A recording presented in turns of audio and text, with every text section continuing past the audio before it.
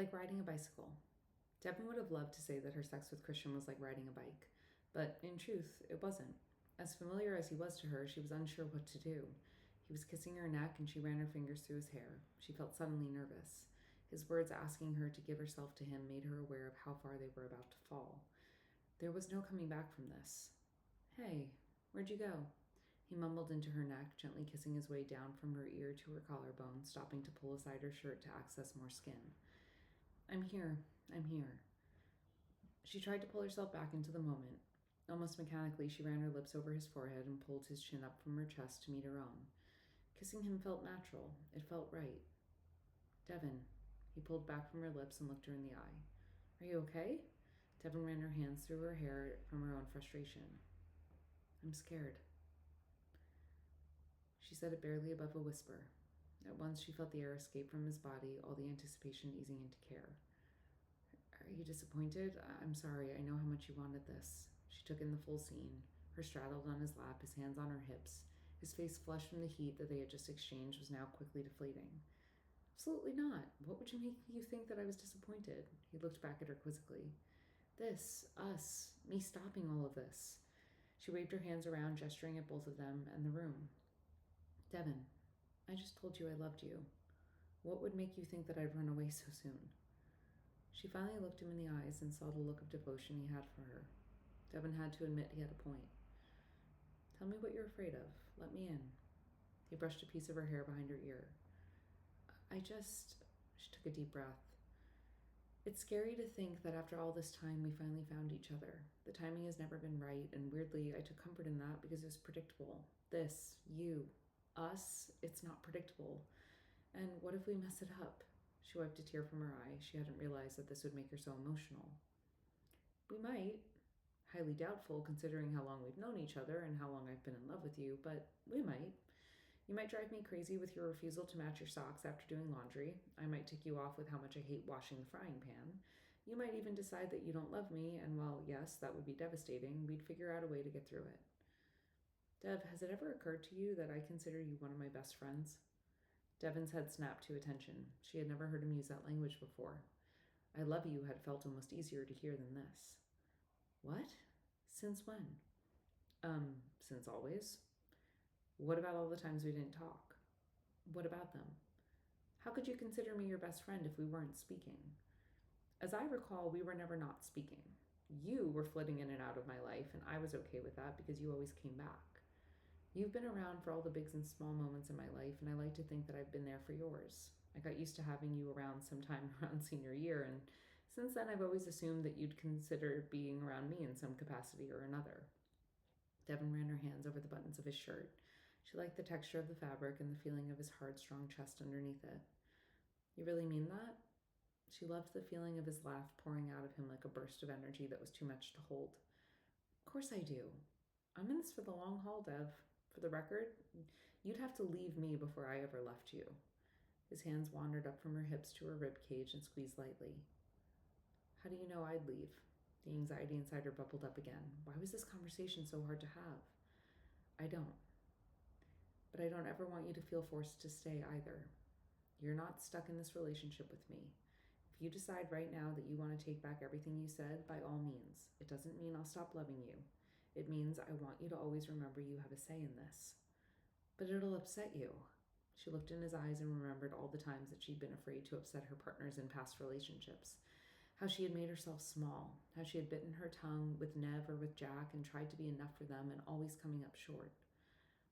Devin, I don't need you to listen to me. Devin, I need you to listen to me. Never put me ahead of your own happiness. Do you understand me? I don't care if you upset me if it means that you're following your heart. I can never be mad at you for what you're doing because what you are going after is what you want in life. I will, however, be upset if you don't go after it. He leaned forward and kissed her lightly on the lips. All of a sudden, Devin's body was on fire. It was like his words had unlocked something in her that made her want him immediately. She kissed him fervently, running her fingers down the buttons of his shirt, rapidly unbuttoning them. Whoa, hang on. Are you sure about this? He said in between kisses. I've never been more sure about something in my life. I love you, Christian. I love you, I love you, I love you. Christian laughed into her kiss. I like the sound of that. His lips found hers once more as his hands tugged her shirt up over her head. He paused, taking in her body, the curve of her waist, the way her bra fell just so over her chest.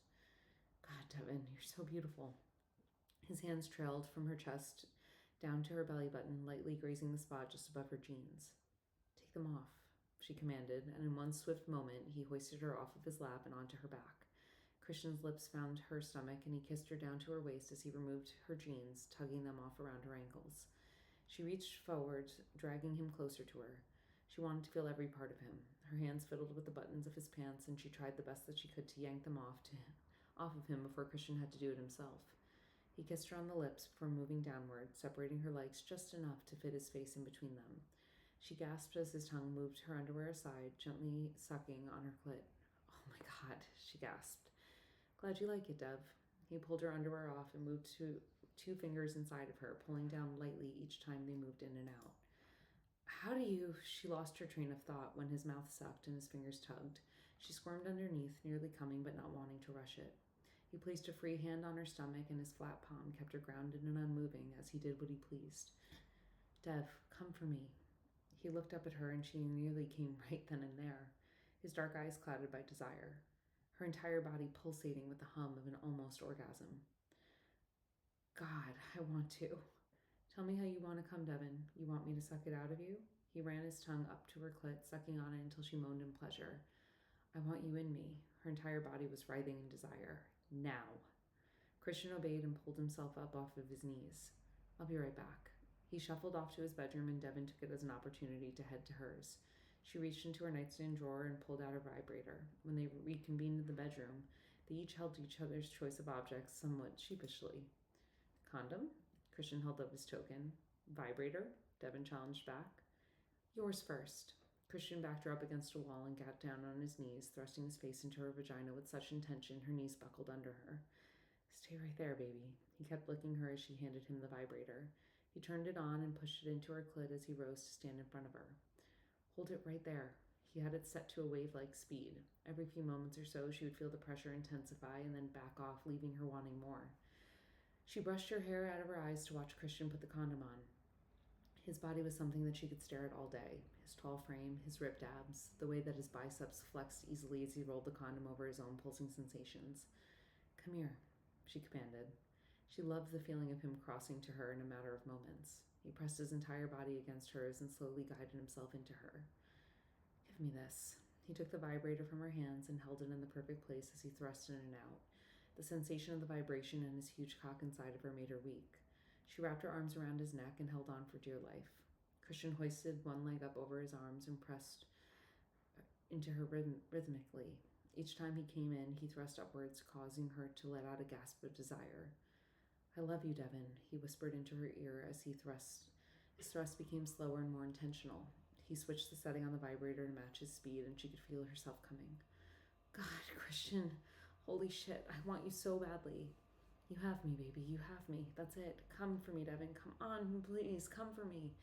He continued thrusting upwards as her moans became more guttural. She could feel herself leaving her body as the pleasure became so intense she began to lose control. Yes, baby, that's it. Come for me, Dev. He ran his fingers through her hair and pressed his lips to hers. She shook with pleasure as she felt herself climaxing. Oh, God. Oh, yes, God, Christian, please. Yes, God.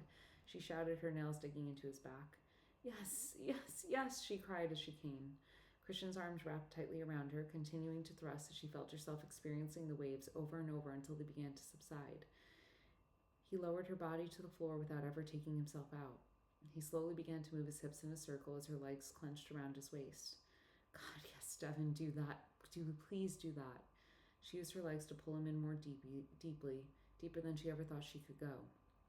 Holy shit. He cursed softly under his breath in her ear as he pressed the full weight of his body onto hers. She wrapped her arms around his shoulders and begged him to come. She wanted to feel him inside of her. Please, Christian, please give it to me. You really want me to?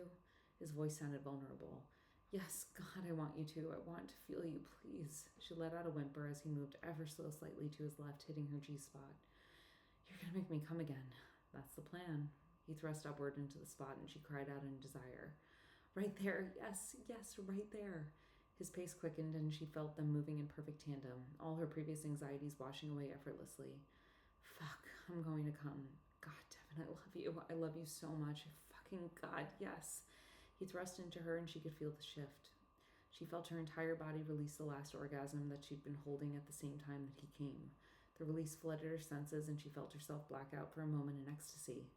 She felt Christian's hand move her hair out of her face, his lips finding hers. I love you, he whispered into her ear, and despite the fact that he had said it before numerous times, she could feel the difference. This time, he meant it, and so did she.